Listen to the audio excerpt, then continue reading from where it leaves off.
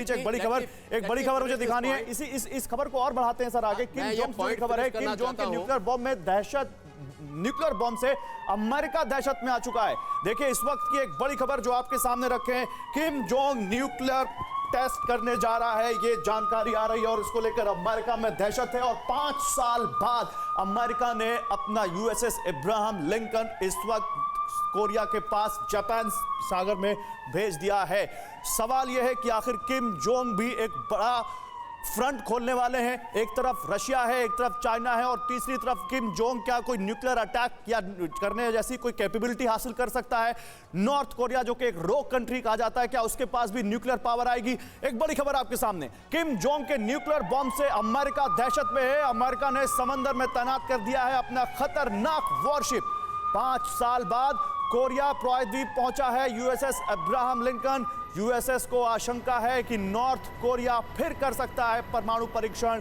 USS Abraham Lincoln से F-35 fighters ने अपनी ताकत दिखाई। देखिए यह है वो समंदर का शहंशाह अमेरिका का यूएसएस अब्राहम लिंकन, जिस पर फाइटर जेट्स तैनात रहते हैं, जिस पर तमाम सैनिक एक बड़ा बेड़ा तैनात रहता है। और वो इस वक्त 5 साल बाद फिर से एक्टिव हुआ है कोरिया प्रायद्वीप में। आइए जल्दी से इस बारे में आपको और जानकारी देते हैं। लेकिन अमेरिका जिधर जाता दिखता है, बर्बादी भी उधर जाती क्यों दिखती है, यह भी एक बड़ा सवाल है। अमेरिका ने जहां हाथ लगाया वहां क्यों कहर ढाया गया, ये आप समझिए।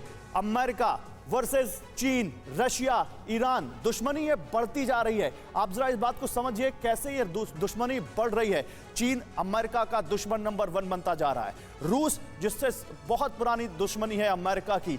ईरान जिस पर सैंक्शन लगा के अब वहां भी अमेरिका और ईरान की अदावत बहुत बढ़ चुकी है और ईरान भी बहुत जल्द परमाणु परीक्षण कर सकता है, ये जानकारी भी सामने आ रही है। तो क्या अमेरिका के खिलाफ एक बड़ी गोलबंदी हो रही है? क्या अमेरिका के खिलाफ लगातार एक बहुत बड़ा यहां पर गुट दुनिया में बनता जा रहा है और जो ताकतवर भी बहुत होता जा रहा है? इसमें आप नॉर्थ कोरिया को जोड़ लीजिए, इसमें आप क्यूबा को जोड़ लीजिए, इसमें आप दूसरे देशों को भी जोड़ सकते हैं। संगीत रागी, देखिए मुझे नहीं लगता है, आप प्लीज इधर आइए संगीत जी। मुझे ऐसा नहीं लगता है कि ये सारी ताकतें भी मिलकर के अमेरिका की घेराबंदी कर सकते हैं। और मैं एक बहुत इंपॉर्टेंट बात करना चाह रहा हूं, चीन वो गलती नहीं करेगा जो पुतिन ने यूक्रेन में गलती की।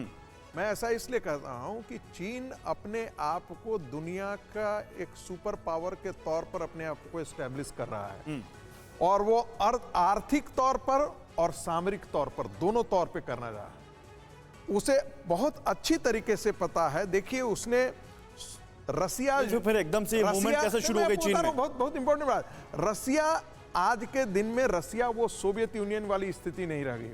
वो एक बहुत बड़ी महाशक्ति के तौर पर आप नहीं उसे देख सकते हैं। 46 दिन यूक्रेन ने उलझा करके उसे रखा है।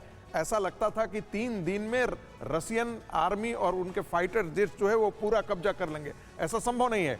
ये चाइना के लिए भी आप ये कह रहे हैं, इधर तो रिपोर्ट्स ये है कि फिनलैंड के बॉर्डर पर भी अपनी सैनिक भेज रहा है, अपना सैन्य जमावड़ा भेज रहा है, स्वीडन को भी धमका रहा है। और आप करने दीजिए, लेकिन मैं आपको एक बता रहा हूं कि एक ऐसी स्थिति आती है जहां अनइलास्टिसिटी हम जिसे आप आइसोलेशन में देखते हैं तो हो सकता है कोई अमेरिका के बराबर ना हो, लेकिन चीन, Russia, Iran, Cuba, north Korea अगर सब साथ आ रहे हैं तो फिर वहां पर क्या आप देखिए नाटो के इतने सारे देश मिलकर के क्या आज रसिया पर आक्रमण करने के लिए कोई तैयार हो रहा है? नहीं तैयार हो रहा है। नहीं, सबको अपनी अपनी अर्थनीति, उनको अपने अपने को बचाना है। यूरोप के सारे कंट्री, आप कह रहे हैं इकोनॉमी इज द की। इसी संदर्भ में कह रहा हूं कि चाइना ऐसी गलती बिल्कुल, युद्ध में जाने की गलती चाइना बिल्कुल नहीं करेगा। यही सब रशिया के लिए कह रहे थे, यही सब रशिया के लिए कह रहे थे, यही सब रशिया के लिए कह रहे थे। और 50 दिन हो गए, लोगों के दिमाग में था कि पुतिन ऐसा कर सकता है। यही सब कह रहे थे एयर वाइस मार्शल श्रीवास्तव साहब, यही सब कह रहे थे। और आखिरकार हमला कर दिया रशिया ने यूक्रेन पर। ताइवान के अगेंस्ट इतना मूवमेंट बढ़ाया है चाइना ने। लगातार वहां पर रिपोर्ट्स आ रही हैं कि ताइवान के खिलाफ तैयारी बहुत तेज कर रहा है। परवाह देश की, सोमवार से शुक्रवार रात 10 बजे TV9 भारतवर्ष पर।